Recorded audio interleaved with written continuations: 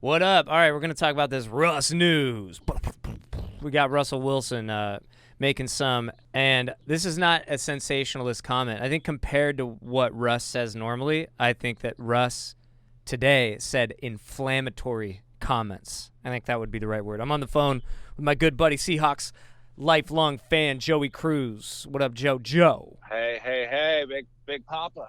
The picture of you on the screen right now is your me and Joey are comedians out in LA, and so Joey's an artist, a hip hop rap artist, and future icon. And this is California Coyote EP coming soon, right?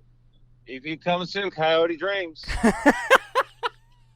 Coyote Dreams. Right around the corner. Still some of my favorite footage ever, bro, of anything we've ever done comedically is the raw footage of you rapping Coyote Dreams in the studio. Just without the music, just you rapping it. It's pretty good. It's so good. My rap game is going to take off 2022. You're going to wait another year? You're already calling it for 21?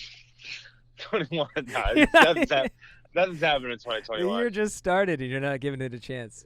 No, we're not ready yet for the real world yet. Right. The real world's not ready yet. The world's not ready for the Coyote. No, you can't even do live shows, you know? Right. I feel that. All right, Russ said Russ was on the Dan Patrick Show. Everybody's talking about it. I'm going to read the quote real quick. Like any player, you never want to get hit. That's the reality of playing the position. Ask any quarterback who wants to play this game. But at the same time, it's part of your job. It's part of the job. Everything else, I think that the reality, it's part of the job and everything else. I think that the reality is I've definitely been hit. I've been sacked almost 400 times, so we've got to get better. I've got to find a way to get better. So you listened to the interview, right, JoJo? I did.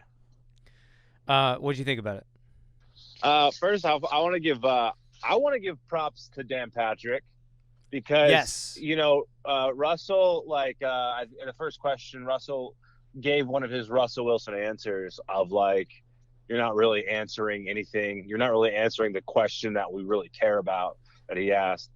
And Dan Patrick kind of called him out on it in a nice way, saying, hey, that you're not speaking specifically to your organization. And he kind of held Russell's feet to the fire. So I think Russell's answer is also a little bit dependent. Like all the headlines are out, Russell saying this, but I think he had to say something because Dan really kind of grilled him on it. And rightfully so. I mean, he basically called him out saying that, he's been sacked like 400 times, I think, in his career. And that's pretty unacceptable. And I think Russ is such a good guy that he would never bring anything up like that to Pete. But I think I think Dan made Pete say like, hey man, this is your franchise quarterback. You got to answer to this. And I don't think Russ ever would have spoken up. Right. Just because he's so calm and such a class act. And he just wants to, he's a, you know what Russell is? And he's always been this. He's a good student. He's a teacher's pet. He's the teacher could be abusive, but he wants, he supports him. He supports him and is going to show up with an apple. Here's another way. I mean, I think he's also got good leadership, right? That's somebody that always takes ownership but never throws anybody else under the bus. When it's very clear, anybody else under the bus. He never does, and it's obvious. It's been years and years. Anybody watching football at all knows. I mean, they've had one of the worst offensive line for years. They did try to do something about it. They went and got Dwayne Brown. What makes this interesting though is that 2 days ago there was all these trade rumors about Russ coming out. And I think that's what makes this even more interesting. I honestly, I think both of us would probably agree, and I think nobody's buying the fact that Russ Hold is on, actually available. I gotta blow on my DUI canister again. All right, passed. Passed it? Did you get out of your car before? Because you were already in your car. No, they make you do it twice once you start driving. In case you just want to take a shot. Well, they know that like for a while people were blowing in at 4 people to get the car started. Right. And then they take off drunk and drive. So now they're like, all right, once the car started, we're going to try them again in like 5-10 minutes. I love it. And then they ease up. I love it. Can't fool the system. And there's a camera in here. What's the? Oh, you have a camera on you? Yeah, Idaho makes you get a camera. And you have like a can that looks like a soda pop can, right? Yeah. That. Can you? Google? They're like, do you want to? Can you Google like soda pop can breathalyzer? This is also Robbie Schroeder in the on the ones and twos here. Yeah, Shro in the big Shro in the booth. Let's talk about these are the teams that were being thrown around, bandied about as potential trade targets, trade landing spots for Russ. So we got the Las Vegas Raiders, got the Dallas Cowboys, Washington football team, and then a bunch of guys that past that I'm not really sure I see the fit. Okay, can you pull that up on the display? Can I just say we got a good friend named Jess Diz who's a big Raiders fan, and I would love it if Russ went to the Raiders. So real quick, just because he hates Russ so much. Real quick, we're looking at the you can't see it on our end because you're on the phone, but we're looking at this lemon and lime sparkling soda breathalyzer. That is awesome. I think that. Yeah. It's just like lemon lime. It's lemon and lime, kind of Sprite, but something else. Do you have that one? Do you have that lemon and lime? I do. One? I have that lemon lime one. That's nice. The one I have. You're looking at the one I got. No, you made a great point though, right? If you're a Raiders fan, you want nothing to do with Russ though. Well, I'm sure a lot of Raiders fans would be happy to have Russell Wilson. I think so. I think he's kind of anti-Raiders vibe. If he's anti-Raider. He's anti-Raider vibe. But is Carr Raider vibe? No, and they hate him. Yeah, but I think they would be stoked if Russell Wilson's winning them games. However, not our buddy, who is a diehard Raider fan. And there would be some Raider fans who hate it. But I would just love it for that because he hates Russell Wilson so much. All the Raiders fans I know personally, Spencer O'Neill, the DeLange family, that's honestly probably the majority of them, they would hate it. So I don't know if that's a good enough sample size, but they would not be. But I love it, though, because you make a good point. Like, if he gets in there, he starts winning games. It's like, really? You going to be mad? Yeah. You going to be mad? You going to be mad? Dallas Cowboys. I find that to be a bizarre potential fit. That's a bizarre one. There's a lot of people talk. I don't know. Sometimes I don't really get sports media. I guess technically this show counts, but I don't really get sometimes the logic behind what people are saying. People are talking about the Cowboys in a lot of different trade targets, including trading away Dak Prescott. I don't really get that. They're signing Dak Prescott. Why don't I don't really see an alternate to that. I mean, I guess they could not get a deal done. Sometimes I think with the media, they just throw stuff out there because it's like, who's got the biggest fan base? And it's like clickbait shit. Yeah, the Cowboys. Like with the Cowboys, it's like, I think like, at the end of the day, they're just trying to get some money in their pocket. So that's like, I don't really see that happening. If that happened, I would be like, what the fuck? Yeah, that would be a very bizarro. That would make 2021 worse than 2020 as a year. Just that one move. Yeah, they love Dak. And after, Dak's had it hard. Like, if he got shipped off to somewhere else because they wanted Russell Wilson, I'd actually feel really bad for Dak. Yeah, especially coming off that. He was lighting it up, too. I think Dak's coming back to that. All right, here's the other one they have. Washington football team. I think they should have called it the Washington Greenskins. Wouldn't that have been fun? It's kind of like money. It's the capital. Capital. We don't really call it Greenskins, though, do we? They don't. I don't think they're going to come up with a team name, right? I hope they don't. I love football team. I think it's perfect. I feel like they accidentally walked their little, their on the way name that they're not going to use permanently. I think turned out to be the perfect name. Yeah, it definitely has a old school feel to it. Of like remember there was this little cigar shop by in Santa Clarita by where we used to live at. Yeah. And it was just like cigars and news. Yeah. Pretty it was straightforward. It was like you know exactly what you're getting in that place. And it's the same at Washington. It's Washington. It is what it is. Football team. We're a team. It's Washington football team. If he went to the WFT, that would be great for that franchise. It's like all these fits they're fun. They're fun to think about.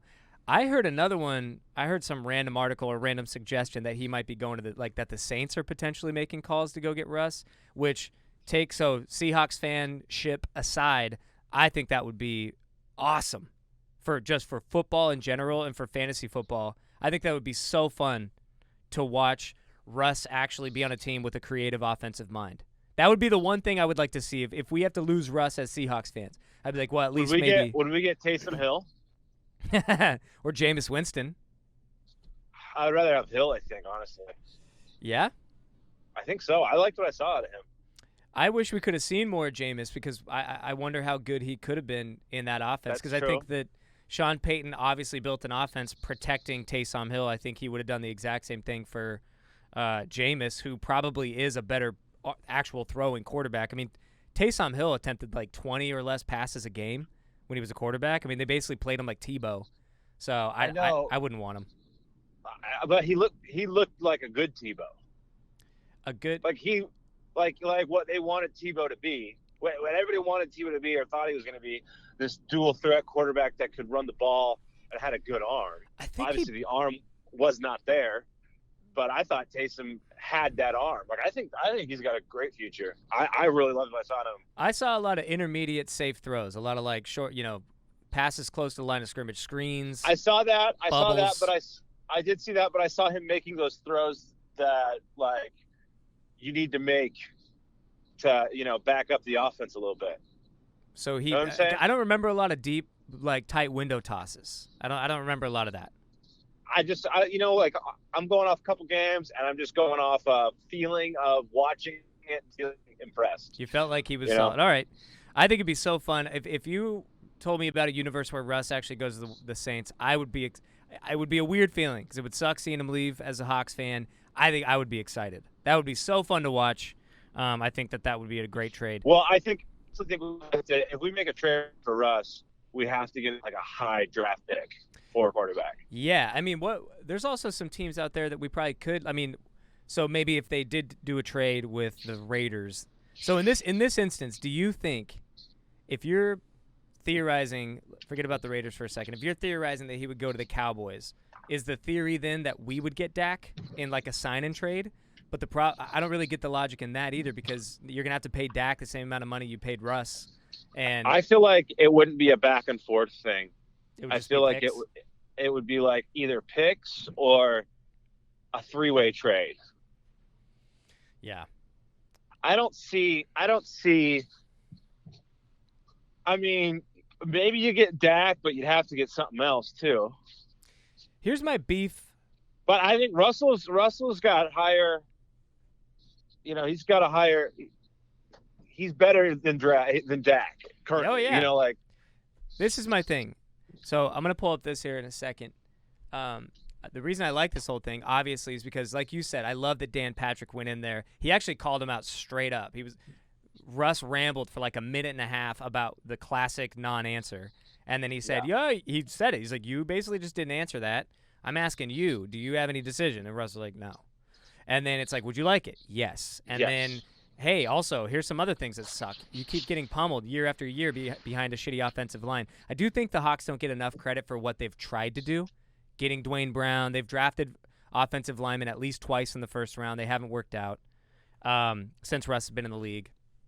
Yeah. But one thing that annoys me about the idea of Russ going anywhere, like – This is we talk about it all the time. I think that the way that the Hawks have handled Russ in general and are trying to handle the team, and even what Pete said at the end of the season, he's like, we're going to get back to a balanced attack. That bothers me so much because, look, I think Pete is a great defensive coach. He's obviously not a brilliant offensive mind. We're not dealing with a McVay or a Kyle Shanahan or a Sean Payton. So you have this system he's trying to build around, like defense, the glory days, 2013. The problem with that is that for 4 years straight, when we were looking like one of the best teams in football, we had the best defense in football. And I think that that's a horrible strategy from a coach perspective to bank on being the best defense in football every single year. You can try. But what I don't like about that is they just, even when they're clearly not, they're like top 10 at best. They stick with the same plan, which is like ball control offense, playing the field position game.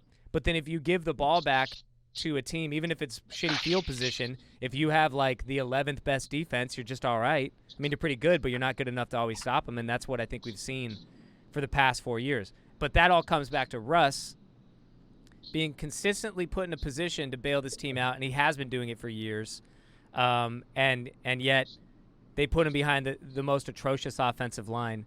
I was glad to see Russ or hear him say this. It's so clear. You have one of the perennial, probably a future Hall of Famer, easily, definitely one of the best quarterbacks in football, one of the top 5, top 6 guys in football, saying, hey, I'm getting hit too much. If you gave him the type of time that Breeze gets, Brady gets, who else? These great quarterbacks, even Aaron Rodgers, when he's had offensive lines that gave him protection, unstoppable.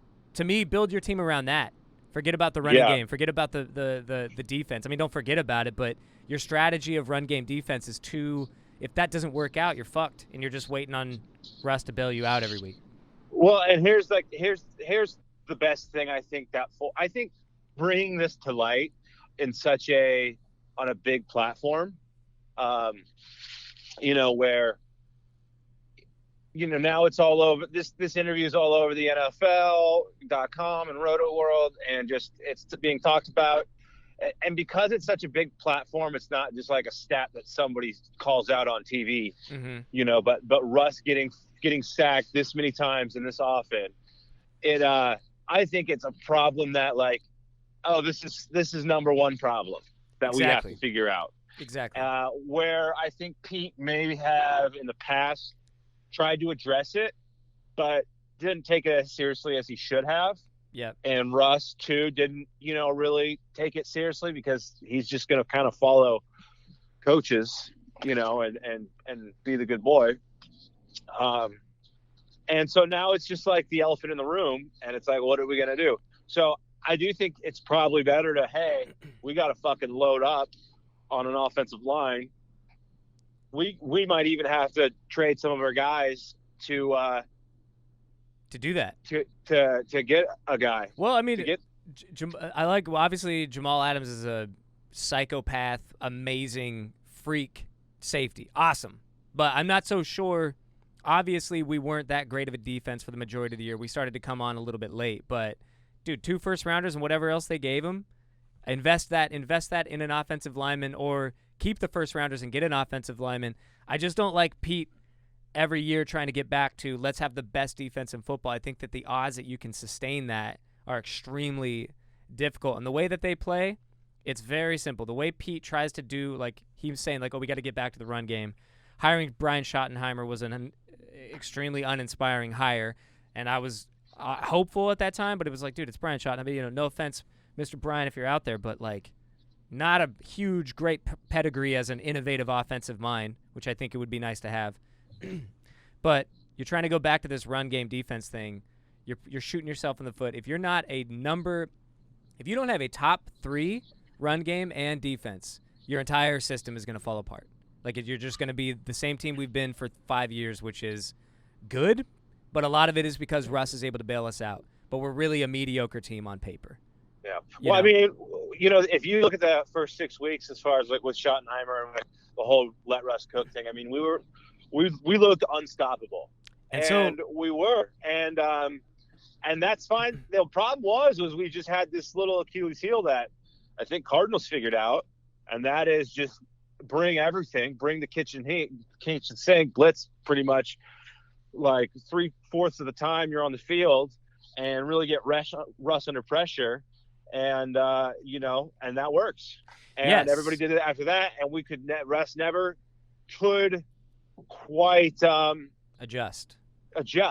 So you could figure out how to get guys to be able to, pick up those blitzes and give Russ more time. I mean, we have probably the best receiver currently in the NFL. I will say that. Ooh, wow. You're going DK best receiver. I'm going to say he's the new best receiver. He's exciting. I think he is. Who's better? For a long period of time. For a long period, No, I feel it because look, Odell Beckham, Julio Jones, Antonio Brown. These guys are all fading fading stars, right? So yeah, Tyreek might be a better receiver. Tyreek's still there. I mean, Michael still got a couple more Thomas years. is probably a better receiver. And maybe Devontae Adams. Those are three guys I can think of out the gate that are definitely have proven that they are better right now. But and they still got more years in their time. I would say they're all in the same tier. And DK, DK's got longer. He's got a few more years. I'm glad you brought up the shot because so whatever they put together at the beginning of the year, this is what bothers me about this last year. Let Russ cook, great. Schottenheim, they're dialing it up. They're throwing deep. They're opening it up. Everybody's win. It's exciting. So cool. A couple like the divisional games, actually, it was the Cardinals and the Rams. Both figured us out, right? Russ throws 3 picks in the one game against the Rams, or was it the Cardinals? I can't remember. But so obviously everything changed. And they even said, DK even commented on it. He's like, they did kind of figure out what we're doing, and they took it away. So this is what I don't like about that. It's like, cool, let Russ cook. And then I feel like Pete at the end of the season was like, yeah, man, we need to get back to the run game because, let Russ cook really didn't work out. It's like, no, it did. This is what bothers me a little bit. Like, Pete's a good defensive thinker. I want to get some more offensive mentality. Hopefully I want to talk a little bit about the coordinator from the Rams. We'll see. He's a complete unknown. He's a McVay disciple. That's kind of fun. But this is the way the NFL works. In the beginning of the year, defense is on their heels because it's defense. The offense has new schemes, new plans, new game plans, and so they come out a lot of times in the beginning of the year. It's more offense heavy, and then the defense starts to figure it out, and that's why defense wins championships. As the year goes on, they start to see what offenses are doing and adjust. Teams adjusted. What I don't like is good teams, good coaches, Russ is a great player, but let's just say good teams and good coaches, they adjust then. They adjust back. So cool. They figured out your first 5 weeks of awesome let Russ cook. Cool. Now let's adjust back, not just cower back into the old system that hasn't been working for 5 years. Like you were working, you were doing something that was working. It was exciting. And then maybe just, when they come with a counterpunch, you step back and develop another counterpunch. Now, this is the problem. I don't think Pete is an offensive mind, like I said. Offensive minds, Andy Reid, McVay, Kyle Shanahan. Yeah, but you got to – sure, I'm not a coach. But I figured – I think the problem is what Pete's saying. It's we got to it didn't work. We got to go back. It's like no, it did work. It did work, and then you got work. Figured out. So now counter again. And don't say it didn't work. And it's like you have the best wide receiver. Like I said, we're talking about a guy who's so hard to find. These kinds of guys are so hard to find and to get. Mm-hmm. These just freaks who figure it out in the NFL and literally are making the best cornerbacks in the league look like children. Yeah. And you want to say you want to run the ball now? With who? With who? You don't with have what line? You don't have and you don't have Lynch. You don't have which they're also trying to keep redoing. They're just trying to recreate the glory days instead of adjusting. And it's been, we've talked about it. It's been so long that it's like, this is embarrassing now. This isn't working. Pull up, Robbie, if you could pull up the second one. I just want to pull up the offensive and defensive rankings for the Hawks since Russ got in the league, which is 2012. And this is what's frustrating. From 2012, from about 2012, 13, 14, and 15, those are the glory days of the Hawks. And it seems like Pete has been trying to get back to that for 5 years. During that time, our defensive rank from starting in 2012, those 4 years, 12 through 15, we were the number 1 ranked defense in terms of points allowed. 4 straight years. Then our offense at the time, those same years, starting in 2012, was ranked 9, 8, 10, and 4. So in 2015, we actually had a number one ranked defense and a number 1 ranked offense in terms of points. So that's obviously great. But other than that, though, if you have the 10th ranked offense, but then you all of a sudden now, in 2017, you have the 11th ranked offense, but now you have the 13th ranked defense. Well, guess what? That puts you at an aggregate of about, the 12th best team in football. And that's how we felt in 2017. And look, This is what's even crazier, bro. We've been getting worse on defense. Then we were 2018, we're at 11. 2019, 22nd. Then I kind of have this weird football psychology with, I watch Seahawks more than anybody. It's definitely with the Seahawks. I don't know if it's a Russell Wilson or a Pete thing, but it's probably a human thing, like a human being. Like, it's probably a lot of teams are like this. But I feel like if the offense is doing well, the defense isn't going to be as well. Mm-hmm.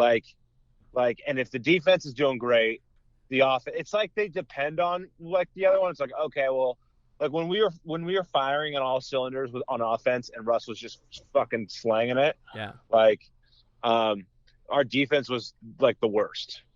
Like, they were dead last as far as like almost everything. Yeah.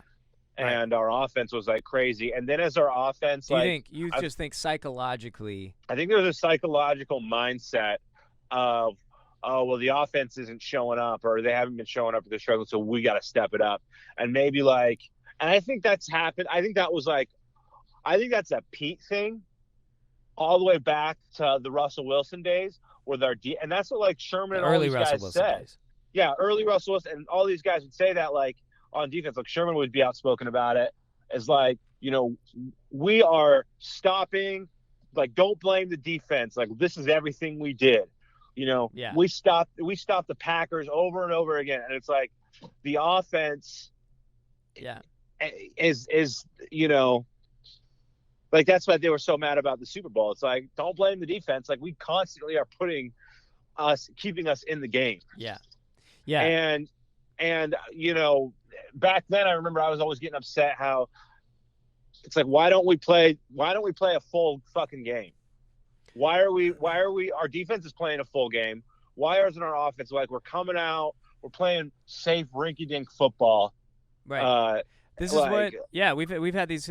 This is why it's an old discussion, but it needs to be in light of what Russ was saying. What I don't like is Pete's philosophy obviously worked. He won the Super Bowl. He went to another one. But the idea that you're going to build your strategy, and it's obvious this is what they're doing. And this is basically what he's saying.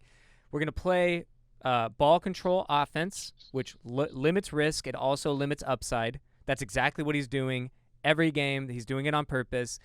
But this is what annoys me. It's like, dude, you wasted the last 5 years watching your team be clearly not an elite defense. So what are you going to do every year that you don't have a top 3? And it has to be that good. It has to be a really, really good defense for this to work. Every year that you don't have a top 3 defense, you're essentially saying, we'll wait until we have it. And that annoys me. It's like, bro, just figure something. Like, look at the other shit that needs to get fixed and focus on it. And obviously right now Russ is being quite clear. It's like, yeah, give me some say on who we hire on coordinator. Give me a little bit of a say on personnel. And then give me an offensive line. And guess what? You can have the 10th best defense in football, which we have quite often. And I'll be a top 5 offensive player. And there you go. We got a winning formula now. Yeah. I think you're absolutely right about that. And I think the problem with Pete is like, and those years, I mean, we won so many games off crazy magic, and the way we've always played, and we still play, it makes for great football. It really does. But we play with such close margins always. Yeah. Win it in the end. Miraculous Russ. Yeah. And Russ isn't. He's not that guy anymore. Doesn't have the physical ability like he used to get away from these fast defensive linemen now. Yeah. Like A, he's slower, and B, the NFL has adjusted to fast quarterbacks with edge rushers that are like super quick, Yeah, I mean, even Aaron Donald, a tackle, obviously one of the best players in football, but a tackle is probably about, I mean, at this point, I don't know how much slower he is than Russ if they did just a straight foot race. And he's also a freak, but more of those guys are getting in there too, like not even edge rushers. D tackles are getting more into like Quinnen Williams, bro. That guy's like physically very similar to Aaron Donald. I mean, he's 200 and something, 80 pounds, mostly muscle. He's not one of those like Warren Sapp, flabby looking dudes. Yeah, for sure. Yeah, it's it'll be interesting to see where we go. I mean, I think that I like the interview. I think it puts a lot of pressure on Pete. Yeah, it's just clear as day. and it's weird watching them fix any problem except the offensive line. And this is what I said this before, and we can wrap it up here in a sec, but great quarterbacks, Hall of Fame quarterbacks, these guys that are perennial, they're going to go to the playoffs no matter what. They're going to figure out a way, which Russ has a lot of times been the reason we made it because of how he's able to win us games, and even when the defense is sucking. But, I mean, if Brady, they figured it out. Breeze, they figured it out. You put these great top 5 quarterbacks behind a great offensive line consistently. It's priority number one. And then everything else you figure out. And you can have a great defense as well. But, year after year, the years that Brady was getting hit often, people were literally be like, I think he should probably retire soon. All of a sudden, he just I remember 2013 or 14, it was just like, oh, Brady's lost it. It's like, why? Well, because he had the offensive line that Russ has. I also remember, I remember a crazy thing with, Brady. I remember South Park made fun of him. Yeah. And, they're Denver guys. Oh, okay. They're from Denver, so they're Broncos fans. And it was when Peyton was on the Broncos. I think the Broncos had just won the Super Bowl. And Brady looked like dog shit out there. Mm-hmm.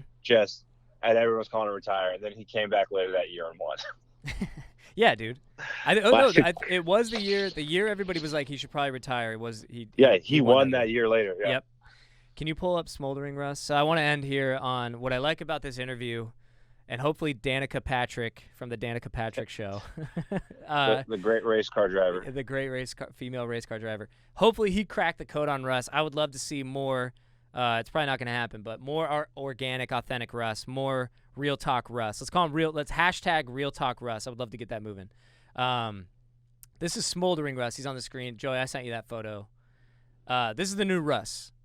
This man is he knows who he is now, and he knows how to. He's not calling out his team, but he's not afraid to tell the truth, which is, hey, I'm getting hit too much, and I need some say. I'm handsome. I look good. I'm a future Hall of Famer. I got a wife who's a smoking sexy. Piece. A smoking piece, yeah. I'm smoldering. She's smoldering. And this man deserves a better. He's entering that Brady stage, like when Brady was doing UGG ads. Do you remember that? Yeah. He's entering. I think this is the next iteration of Russ, where you gotta. I think one thing I would like to see him I will say, though, money where your mouth is. I'll bet if they start to incorporate Fancy Russ here in talks on personnel and things like that, you also got to start to go the Brady route, which is restructuring your contract all the time to be a top 10 paid quarterback, but not a top 3. So that's also a little bit of Russie might having to maybe make some sacrifices there. Yeah, I don't think Russ is Brady. Yeah. So I don't know if they pay him like that. Well, they pay Russ as the when he got his contract, he was the number 1 highest paid quarterback in football. Brady. Yeah, but I think Brady kept getting that shit. You know what I mean? No, but it was the opposite. For the last 10 years of his career, they were restructuring his contract so that he was not a top 10. Is that the? Yeah. I love it. That's my lemon lime drink. They were in an effort to continually be able to build the best roster. Brady was continually taking less money per year. He wasn't getting mega contracts. I think he got one. Yeah, but then after that, he was constantly taking, like I said, top 10 money, not top 3 money. And Russ is sitting here right now. So that might be something Smoldering Russ has to think about, especially if he starts getting some sweet ad money, doing boots he's ads. A superstar. Superstar, baby. All right, thank you guys for listening to the Fantasy Turd podcast. This is Joey Cruz on the phone, Joey at Cruz on Instagram. And peace. Love you guys. I'm Nolan. I should say that. Nolan Culver. At Nolan Culver. All right, rock on.